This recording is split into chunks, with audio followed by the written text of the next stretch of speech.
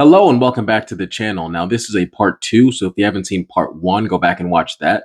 But I'm going to jump right back into it. So, part five, The Craft. I think if there is one marginally positive change we've seen, it is the death of trend hopping. Do you remember in the 2000s and the 2010s when a book blew up into the mainstream?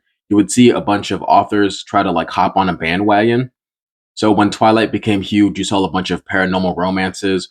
When Hunger Games became huge, you saw a bunch of futuristic dystopians. We don't get that as much anymore, but we do get very similar tropes wrapped into different stories. These stories tend to fall into one of three archetypes.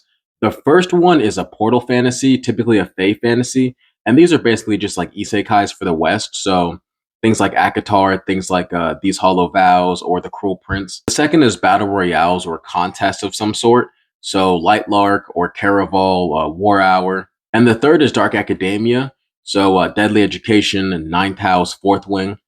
At least these modern books have more unique ideas and settings, but they still have a lot of problems with them. And I'm going to get to that in a minute. I think the problem with a lot of modern fantasies is just shameless pandering. Now, I don't think pandering on its own is actually a bad thing. I don't want to sound super harsh. I think you can very obviously pander to an audience, but still make something that everyone's going to like because it's just good and it's just well made. That's actually the whole point of this video, is that I wanted to write a book with a book talk audience in mind.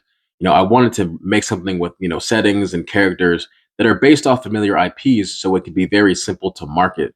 So in the interest of looking like I kind of know what I'm talking about, I'm going to break down some problems I see in a lot of modern fantasy books that are pandering to their audience just a little bit too obviously. So number one is self-insert main characters. So these typically fall into the damsel in distress or the Mary Sue archetype, but a character could actually be both in one story. I'm sure you've heard like the classic YA protagonist caricature of a girl who's like super skinny and dainty and frail, but she can choke out like a gorilla with her bare hands. Or the girl that's just super unremarkable and very plain, and she's got a pimple on her forehead, so she's ugly apparently. But by the end of the book, every guy is just hopelessly in love with her.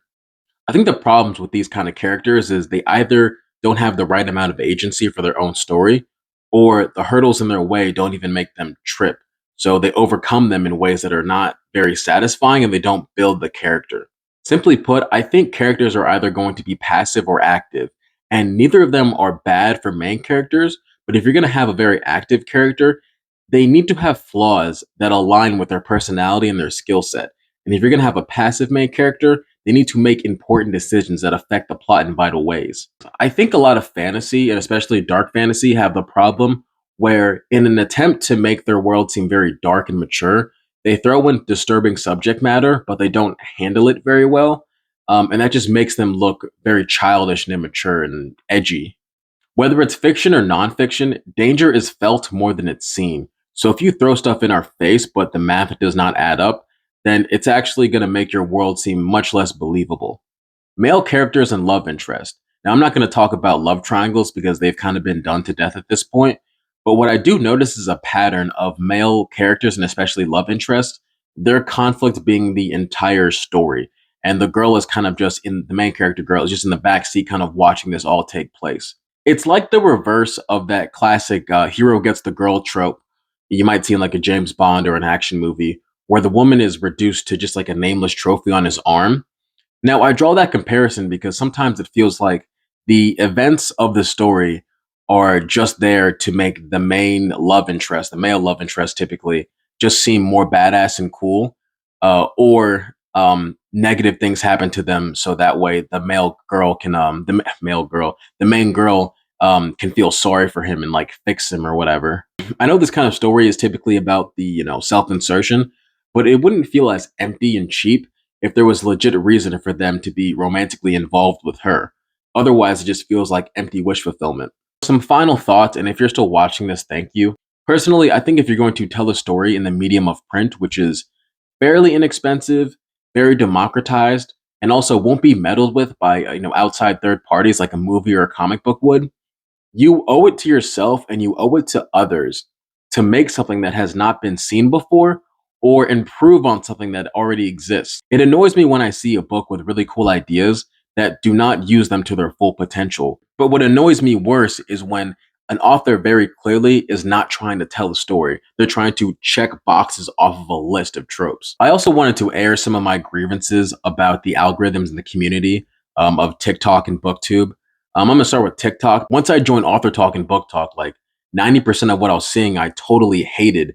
A lot of the stuff you'll see is like discussions around erotica, and I just, I think if I were not a writer, I would just swipe past this and never think about it again.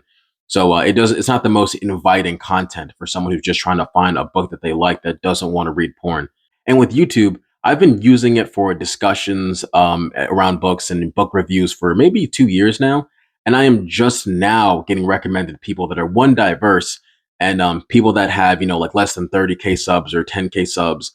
I'm just now getting their videos after years of putting in content. Obviously, after my searches got a little bit more niche, it got better at recommending stuff. But still, that's kind of a problem. At least TikTok gets to what you want a little bit faster than that.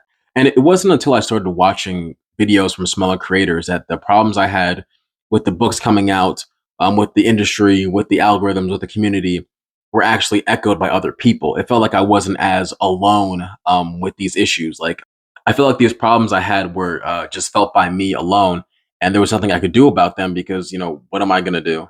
I also just think long form content is just so much better for discussing like everything book related. Whether it's like a like drama, whether it's storytelling and world building and all that. I love Reads with Rachel. I love James Tullis. I think he's one of like the goats in my opinion. Really like Bookish Realms, or really like Unresolved Textual Tension. They're I've probably listened to like like maybe 10 to 15 hours of their content in the past like few months. I remember watching a video that was about advertising your books on social media, and the advice he gave was don't advertise anywhere that you don't feel like building a community, because it's going to come off like you only want to advertise. You're not there for anything else.